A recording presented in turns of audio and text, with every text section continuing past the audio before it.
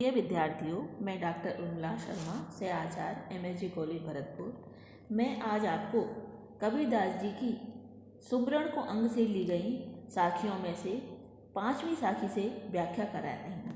इससे पूर्व मैं 4 साखियों की व्याख्या करा चुकी हूँ। ये साखी इस प्रकार है। कबीर सुमरण सार है और सकल जंजाल, आदि अंत सब सौं दिया, दूजा देखो काल। इस साखी में कबीरदास जी कहते हैं कि भगवान का स्मरण ही सार वस्तु है, बाकी सब तो जंजाल है, बंधन का हेतु है, यानी बेकार है।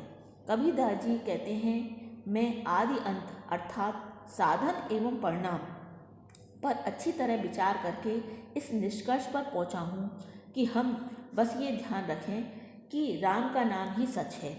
राम के नाम के अतिरिक्त सर्वनाश का कारण बनता है। बच्चों, अगली साखी इस प्रकार है। चिंता तो हरि नाम की और न चिंता दार, जो कछु चितवै राम बिन, सोई काल की पास। इस साखी में कबीरदास जी भक्ति के लिए समस्त जगत को राम में देखना चाहते हैं। उनकी कामना है कि इसी माध्यम से भगवान का स्मरण और भजन किया जा सकता है। कबीरदास जी कहते हैं कि भक्त को केवल हरि के नाम की अथवा उसके स्मरण की ही चिंता रहती है। इसके अतिरिक्त और किसी का चिंतन या मनन भक्त के लिए चिंता का विषय नहीं रहता। इस संसार में जहाँ कहीं भी राम के बिना कोई दर्शन है, वह सभी कुछ काल के पाश में आबद्ध करने वाला है। इस साखी में कबीरदास जी संपूर्ण जगत को राम में देखना तथा संपूर्ण विचारों एवं भावनाओं के द्वारा भगवान का ही चिंतन ही भक्ति है, ये कहते हैं। अगली साखी है। पंच संगी पिब पिब करे, छठा जो सुमरे मन, आई सुरति कबीर को पायो राम रतन।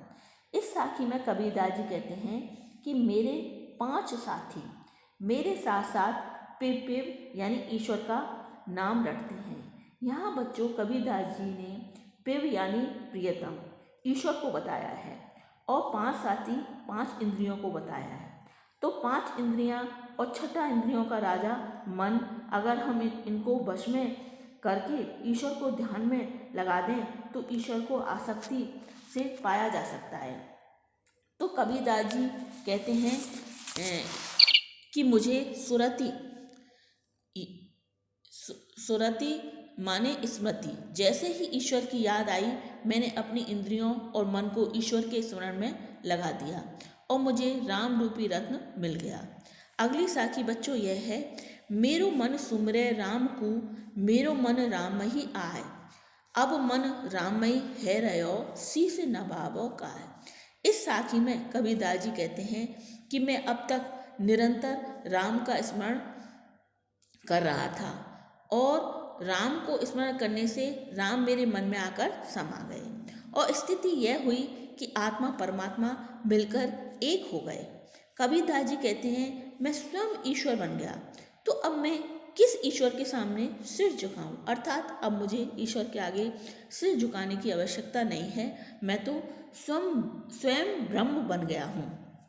यहाँ बच्चों, कबीरदास जी ने ज्ञान और प्रेम दोनों से प्राप्त अद्वैत की व्यंजना की है। अगली साखी इस प्रकार है। तू करता तू भया, मुझ में रहा न हूँ, बारी फेरे बल गया, जिद देखो तित तू।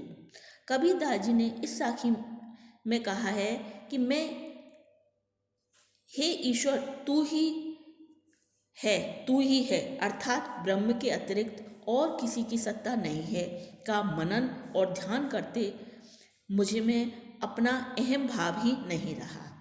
जीवात्मा कह रही है कि मैं भगवान पर न्यौछावर होती होती उसको समर्पित हो गई। अब तो जिधर देखती हूँ उधर केवल ईश्वर की सत्ता ही दिखाई देती है। बच्चों, चारों ओर अब कबीरदास जी को ईश्वर ही दिखाई देता है, क्योंकि जिसे हम बार बार बोलते हैं वही चारों ओर दिखाई देता है। जैसे प्रेमी को सारा जगत प्रियतम दिखाई देता है, वैसे ही जीव को संपूर्ण जगत ही ब्रह्म में दिखाई देता है। बच्चों, इस साखी में ज्ञान और प्रेम का संबंध है। तो आज हम ये 5 साखी करेंगे।